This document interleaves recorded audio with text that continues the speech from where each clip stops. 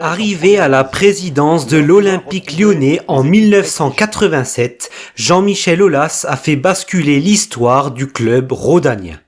36 ans après sa prise de fonction, il quitte l'OL. Retour dans cette vidéo sur les dates clés de sa présidence au sein du club lyonnais.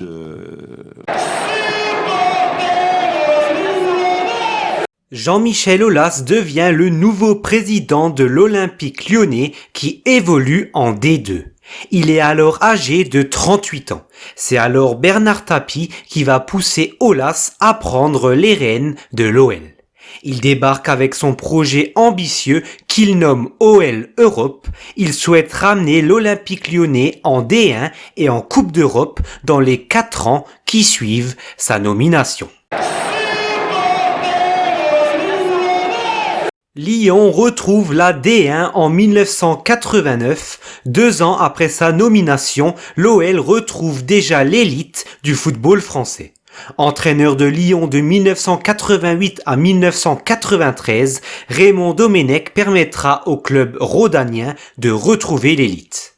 L'OL est alors champion de D2, c'est alors le premier trophée remporté par l'OL sous l'ère Jean-Michel Aulas. D'une part, nous revenons de loin puisqu'il y a 6 ans que Lyon était en seconde division. Le budget, il y a 2 ans, était encore de 16 millions, ce qui est dérisoire. Nous l'avons fait passer à 55-60 millions cette année, mais avec une aide municipale qui a encore, je crois, des progrès à faire. Donc nous progressons, mais tout doucement. L'OL retrouve la Coupe d'Europe en 1991, 5e du classement, le pari est réussi, Lyon regoute à la Coupe d'Europe 4 ans après la nomination d'Aulas. Après avoir sorti les Suédois d'Osters, Lyon est éliminé en 16e de finale de la Coupe de l'UEFA par les Turcs de Trabzonspor. Lyon accomplit son premier exploit européen de l'ère Aulas en 16e de finale retour de la Coupe de l'UEFA en 1995. Grâce à des buts de Maurice et Assadourian, la formation de Guy Stéphane s'impose 2-0 sur la pelouse de la Lazio de Rome de Nesta, Di Matteo ou encore Casiraghi. L'OL file alors en 8e de finale. Jean-Michel Aulas réalise le transfert qui fait franchir un cap à l'OL.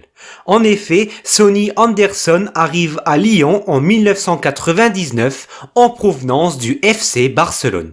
Une arrivée également permise par l'investissement de Jérôme Seydou, président du groupe Pathé, qui entre cette année-là dans le capital du club.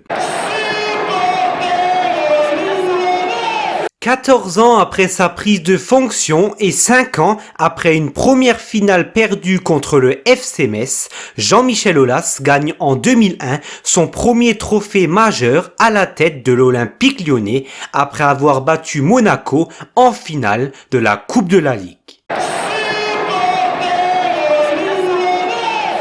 Un an plus tard, en 2002, Lyon remporte le premier titre de champion de France de Ligue 1 de son histoire après avoir renversé Lens lors de l'ultime journée à Gerland, une victoire lyonnaise 3-1.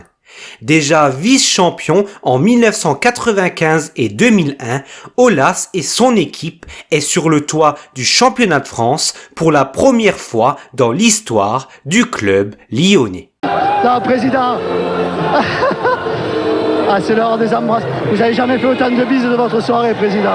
Oui, mais vous savez, c'est des moments très forts et comme je disais tout à l'heure, au-delà de la victoire dont on n'avait pas bien sûr de certitude, c'est aussi une forme de revanche parce que depuis quelque temps, le groupe avait été bien critiqué.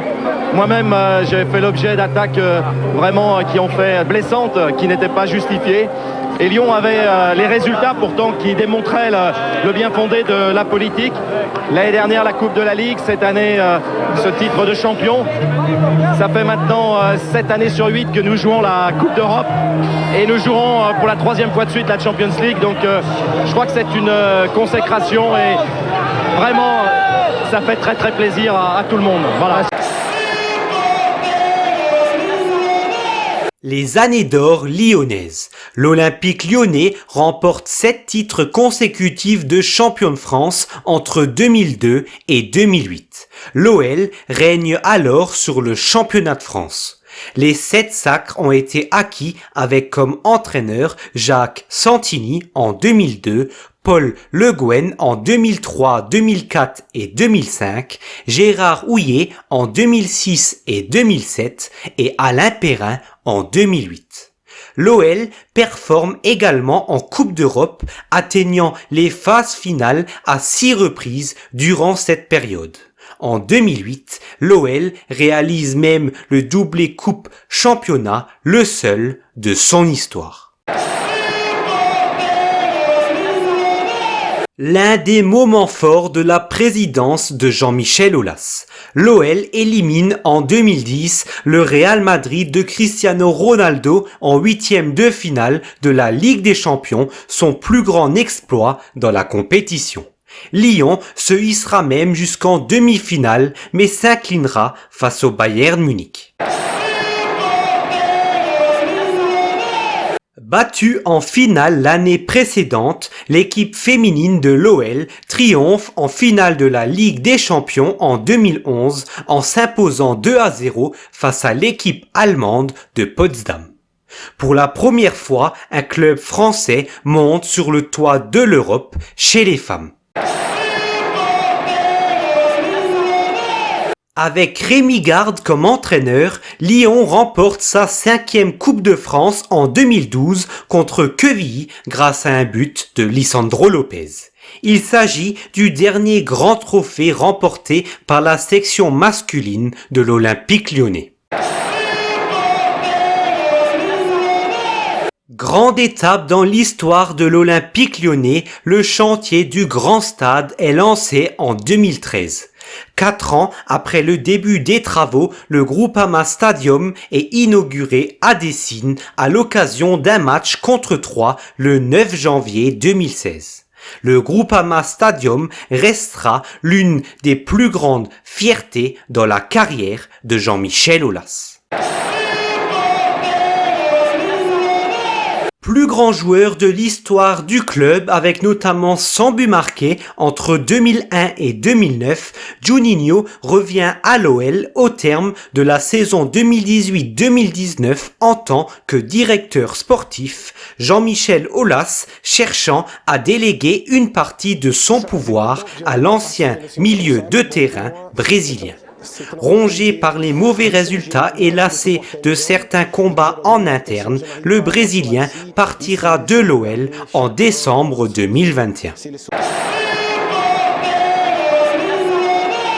L'OL féminin remporte la Ligue des Champions en battant le Barça 3-1 au Juventus Stadium de Turin et s'offre son 8e titre dans la meilleure des compétitions européennes.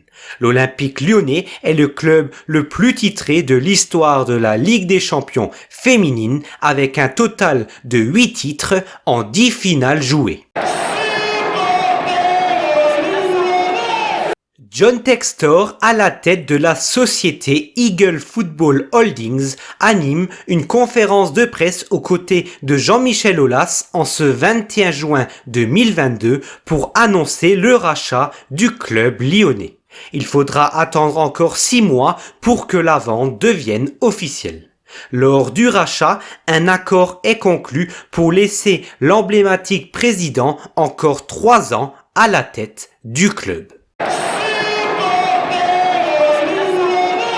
Par l'intermédiaire d'un communiqué, le club lyonnais annonce que Jean-Michel Aulas n'est plus le président de l'OL après 36 ans de mandat à la tête des Gaunes.